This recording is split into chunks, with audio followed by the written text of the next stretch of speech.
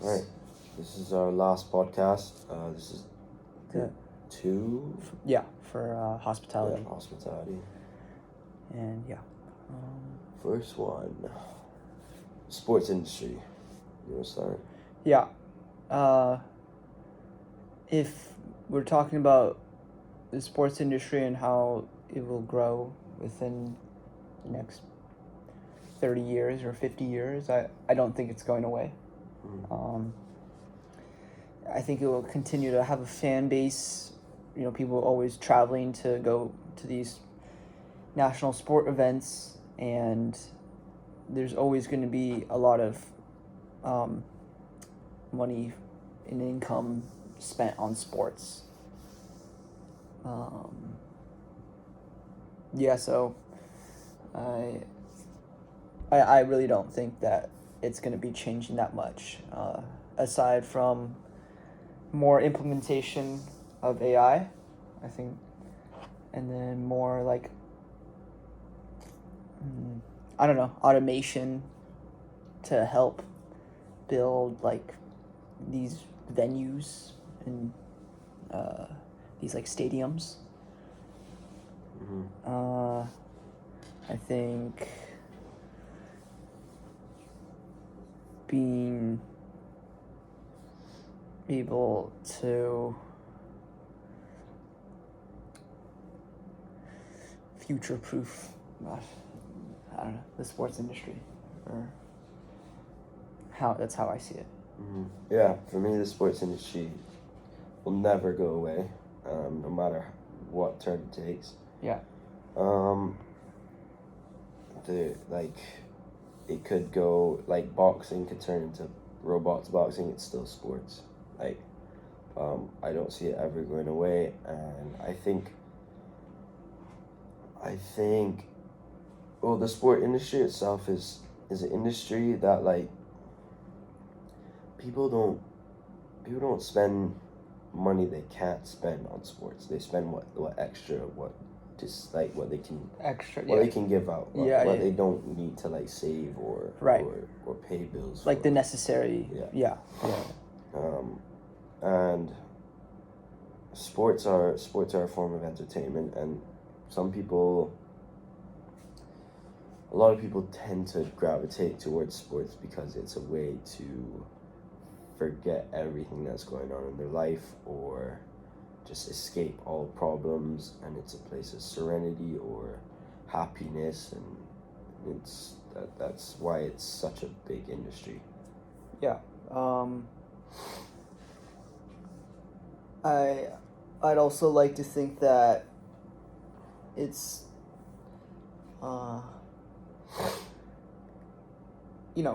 there's always I think it, like, even if, like, let's say if another pandemic goes around and people lose their jobs, I think there's still be like a lot of people who are watching sports and still evaluating sports, because I think people like, how do I say, it's like it helps. It's definitely an economic uplifter, and I think it will always, if people always have money to spend on watch sports, then I think the economy will always be like okay. Yeah. Usually, if the sports industry is doing well, then the economy is doing well, because that means that they have dispensary income. Yeah. We'll go into the next one. Facebook. Okay, I'm trying to remember the Facebook one. That talked about, what was the Facebook one? Do you remember? I don't really. I didn't really. I can admit I didn't really like. Do you want to go to global politics, then we come back? Yeah, sure. All right. Global politics. So, let's start with, like, what's going on with Russia, Ukraine, and how the U.S. are kind of dealing with that. yeah. I think, recently, or like kind of recent, it's been probably a couple of weeks, but like Trump met with Putin, right? And then he discussed the,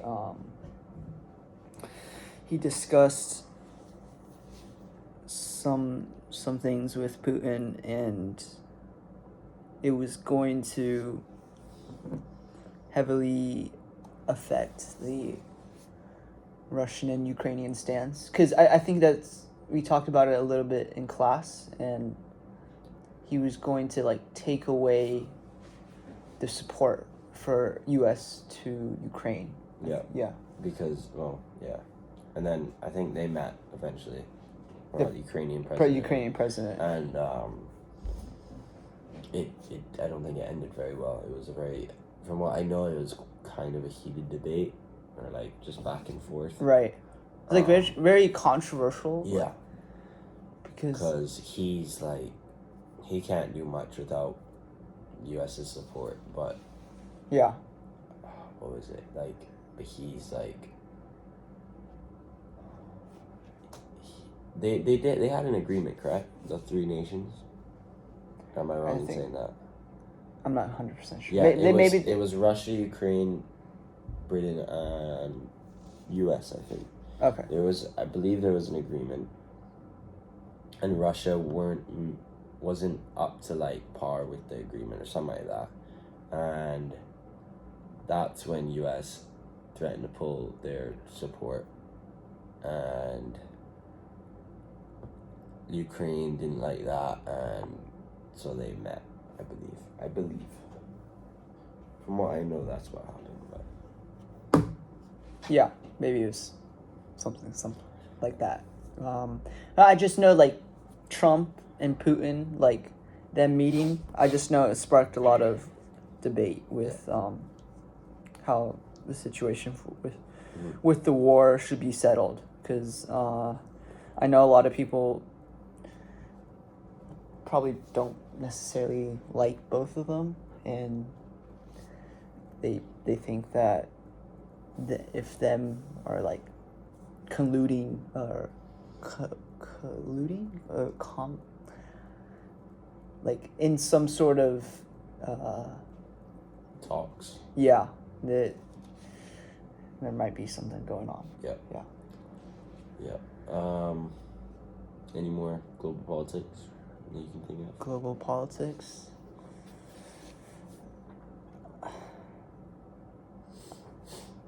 I'm only thinking like United States and how they affect the. Normally, if it's global politics, the U.S. is involved. Yeah. If it's usually something with global politics, it's with the United States. Where did I?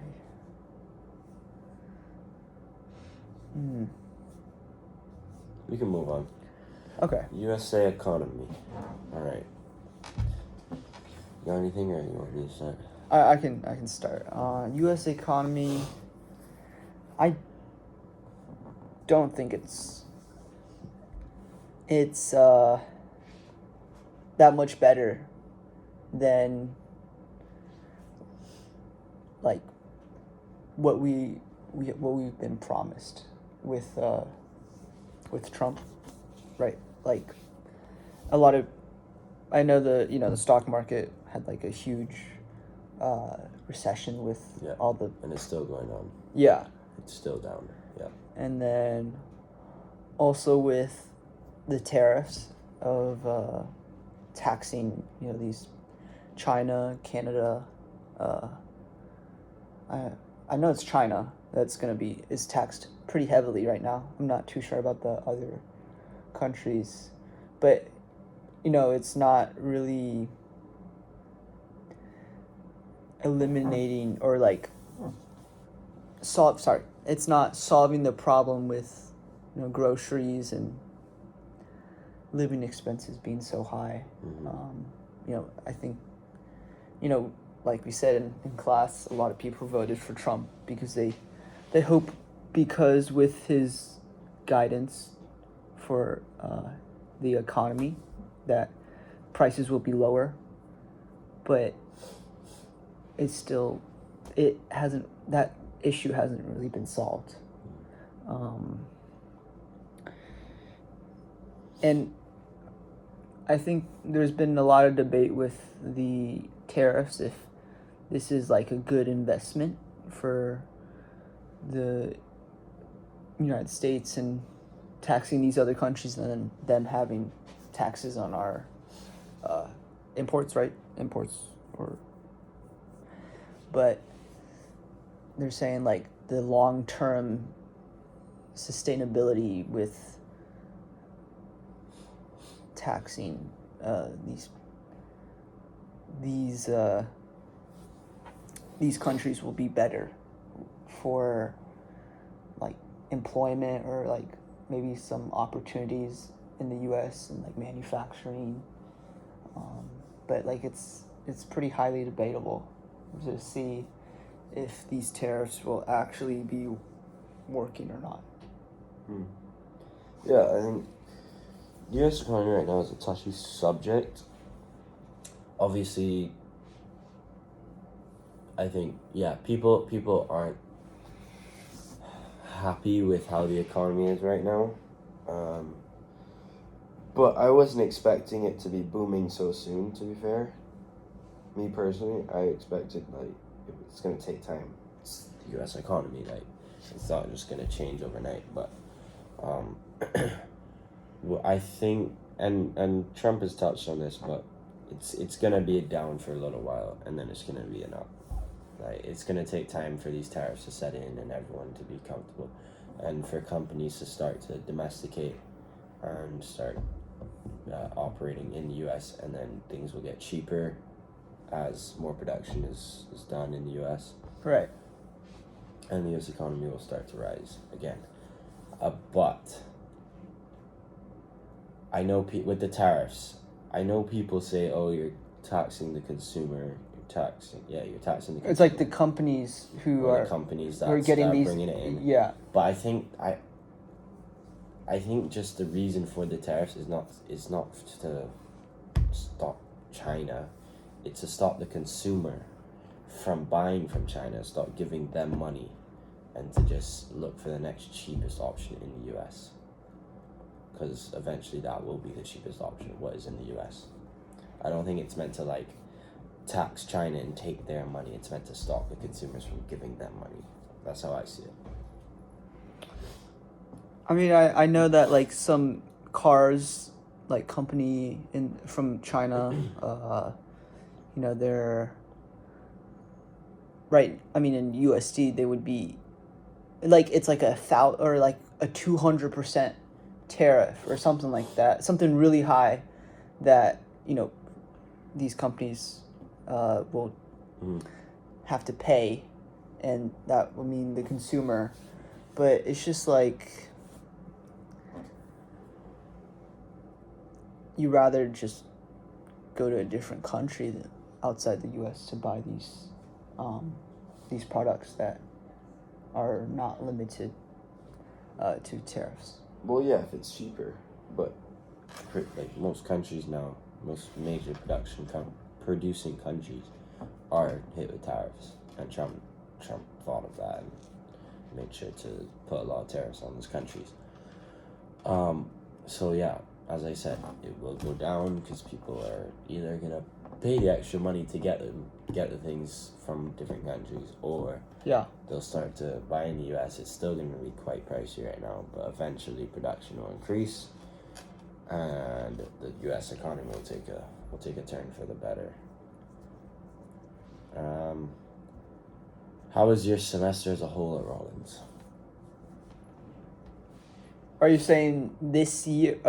This semester. This semester. Okay. I think it's definitely been better than the first semester. First semester, I think it was pretty hard adjusting to a new environment. Yeah. And you don't know anyone, and it's just hard because you're in a completely different setting with different people. Yeah. And I guess like getting used to that college lifestyle, I guess it's a little different from high school, and it's more of like more self want to do things, which I definitely think is much different than high school because you're more forced to do something. And I think this class this semester has definitely been pretty fun. I've enjoyed the topics that we've touched about, and I think the discussions that we have are like pretty insightful, and we're always somehow tying it and connecting it to current events that are going on with politics and like international business or and I definitely would have another course similar to this if that makes sense. Yeah. For me, the semester as a whole was good. Had its ups and downs, obviously,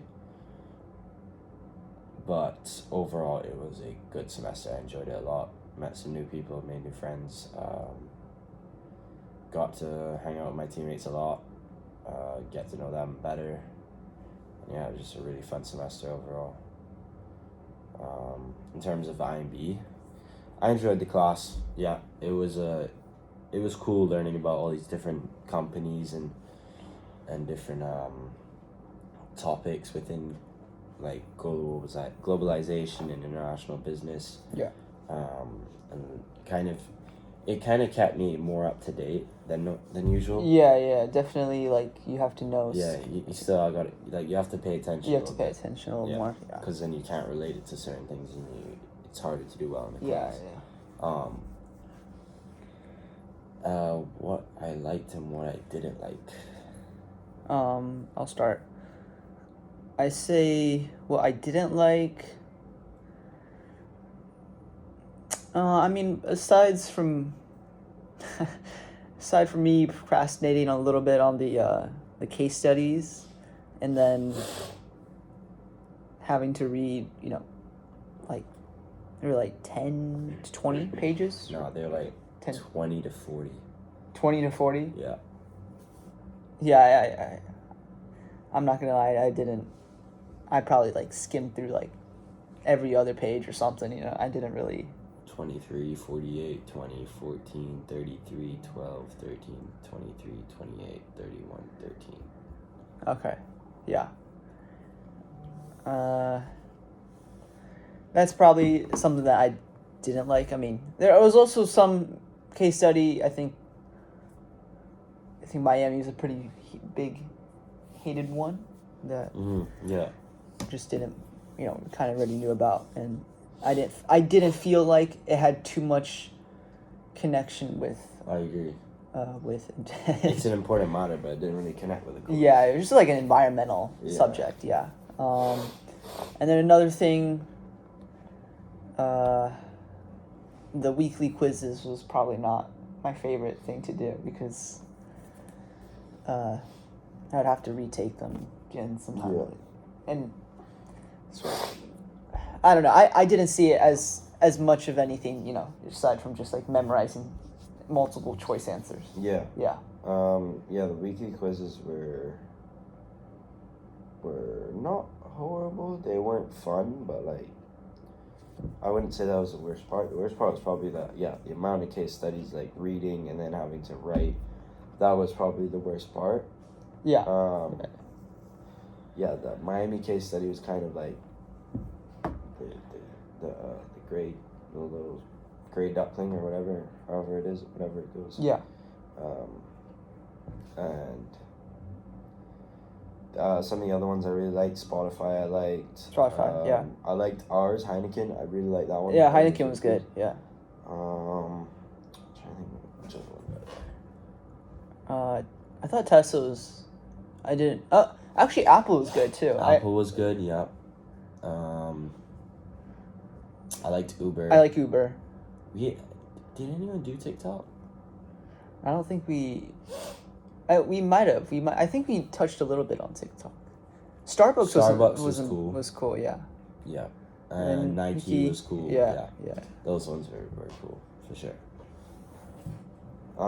Yeah. So I'd say some of the case studies were cool. I just didn't like that I had to read them. Right. Yeah. And write on them all like every week or like twice a week sometimes. Yeah, at least take. For me, at least take like probably reading and writing it probably like 2 hours or an hour and a half to 2 hours to finish that one assignment. Yeah. What was your favorite case study then? Favorite case study? I think the ethics paper about the FBI and Apple. Yeah. Okay. That was a good one. I'd say mine was Heineken, to be honest. I thought that ad alone was so cool. Yeah. That was probably my favorite. Or if not Heineken, Apple. Apple. Just because Apple's like everyday life, it's not like I own a Tesla. That was a good one. It's an interesting predicament, right? Give up everyone's information to the FBI for an attack, or don't, and they chose the people. Working in groups as opposed to working on. I think it's good. We did good this year. Yeah, I think this semester. Yeah. At first, sorry, I didn't mean to cut you off, but at first, I didn't know what to think of it, of course I didn't know you before the class, so of course you're always a little, skeptic about if this is gonna, working with someone is gonna work. Yeah, you don't know, and you don't know whether, Yeah. Absolutely.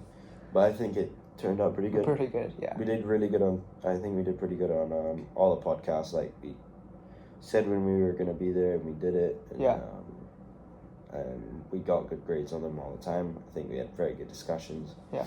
So, yeah. And then presentation, aside from the first one, me being underdressed, but the second one was much. Yeah, I think we found our dynamic in the presentations, and we did good. All right. Is that good? Yeah.